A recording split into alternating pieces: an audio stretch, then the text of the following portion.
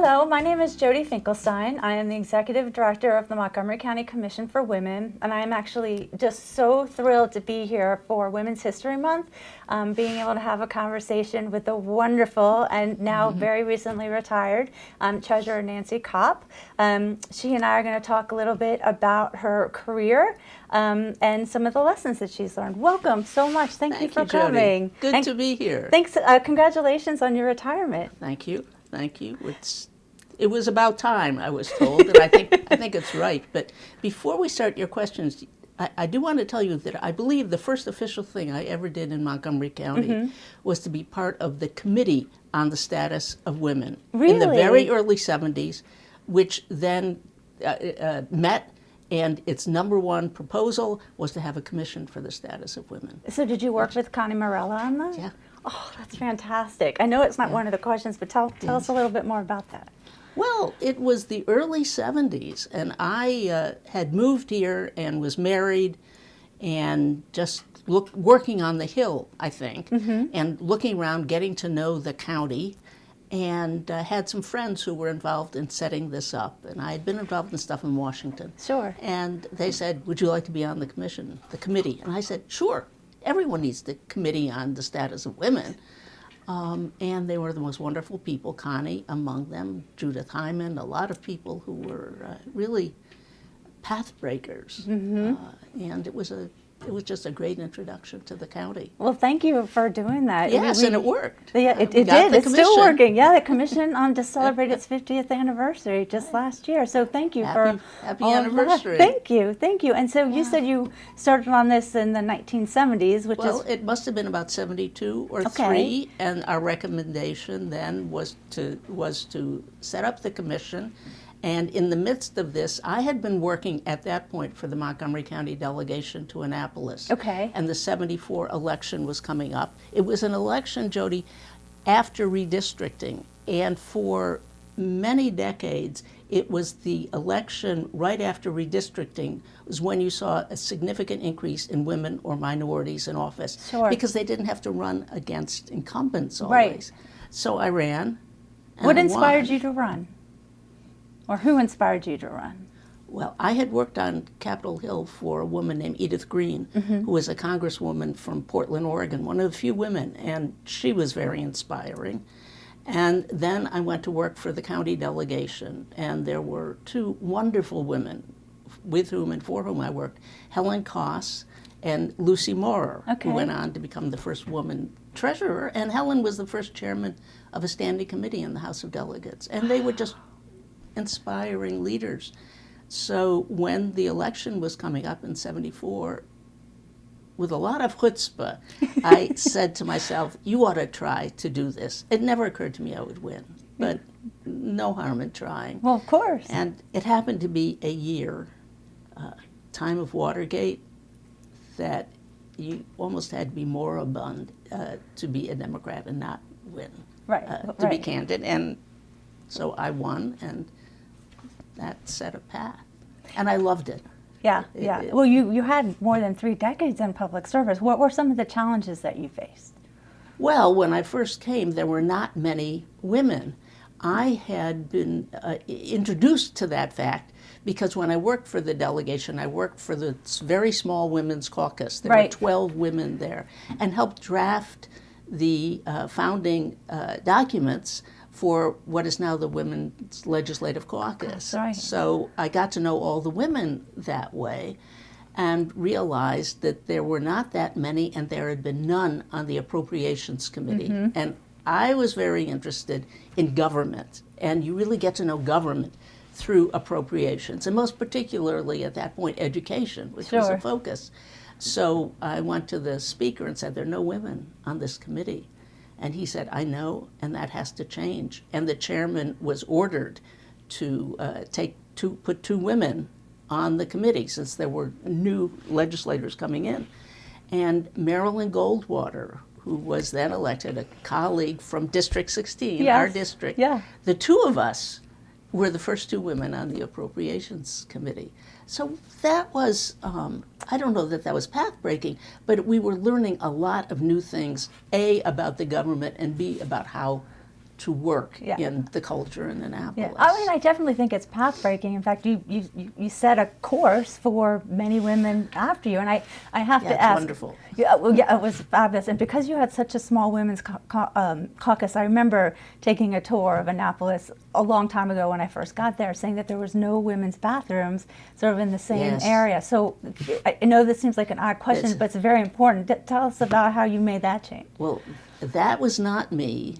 That was led by Pauline Menace, a delegate Sure. from Prince George's Okay, County but College. you were very good College colleagues. Park. Yes, yes. We were very close colleagues, and she pointed out to the speaker that while there was a men's room behind the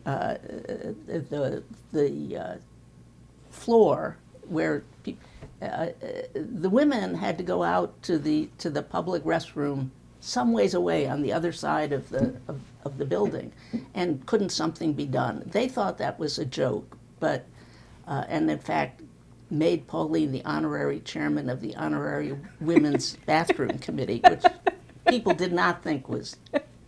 They thought it was really, really demeaning.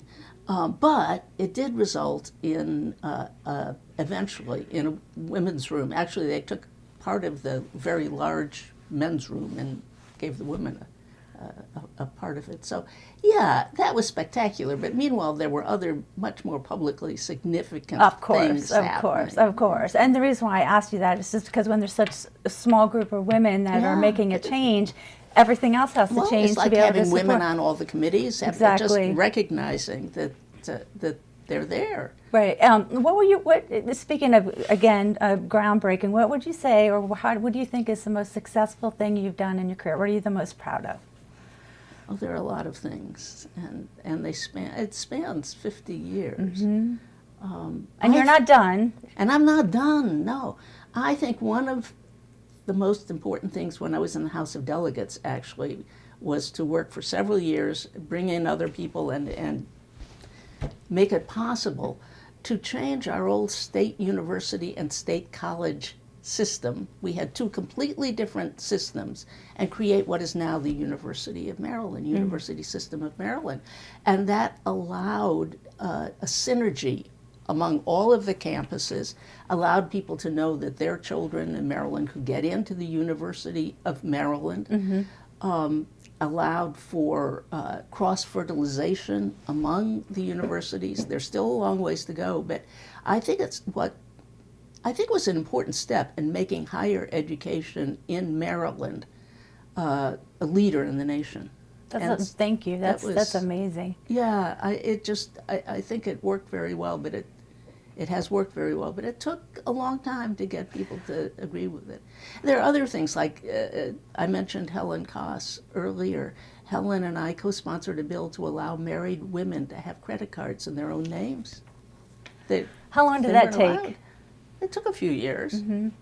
But there are things, looking back, you can't believe that this was only in the 70s, 80s. It wasn't a lifetime ago.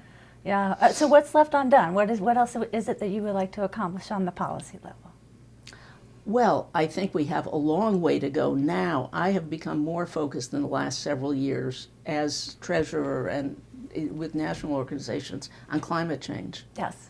And on the importance of investing in the green economy. As treasurer, I invested the state's funds, but more importantly, as the chair of the pension system, we had to look for the long-term impact on our investment portfolio, and came to realize that there are certain things, both climate change and equity. And we can't have a sustained community. In addition to all the other problems that we see, we can't have a sustained community, a sustained state, without taking on these large issues. Big, and they're challenging. Yeah. They're very challenging, and there's not one silver bullet and you've No. won. No. So it's something you have to keep working on forever.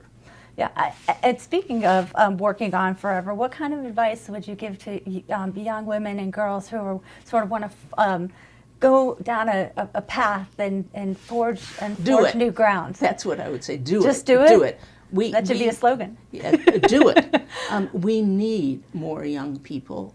We need people who are willing to civilly discuss different issues, to learn and to try to educate others. We really need people who respect other people and not just label them. I think one of the terrible problems we face is people tend to label other people and then don't listen. Right.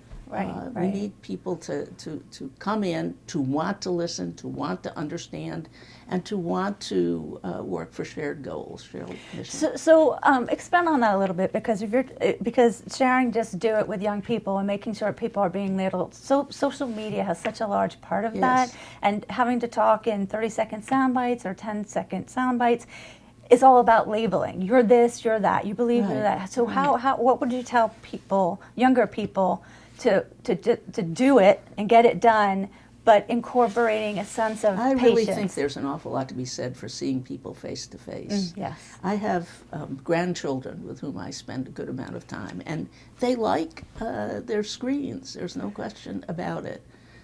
Some of that you can deal with by sharing screens with other people, whether it's because of working together on projects or playing games. But to really don't assume. Go in and sit down and get to know people and what their problems are.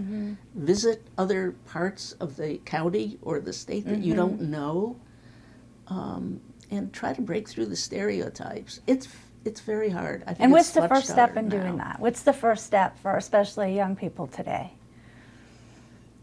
I think one of the very exciting things is the new governor, Wes Moore, is proposing student service again. We instituted student service when Kathleen Kennedy Townsend was lieutenant governor. This was her project. Yes.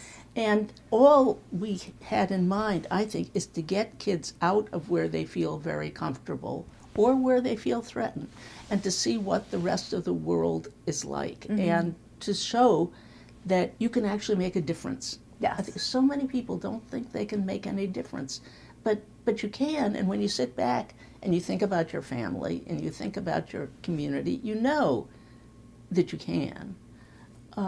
It's just that first step can be very hard sometimes. It can be very difficult, and that's why we have to strengthen things like the Commission for Women and others, just to reach out and to let people know we're there. It is really easy to go home and watch a movie or something, but the world needs people, and it needs People like leaders, and I yourself. think it needs young leaders.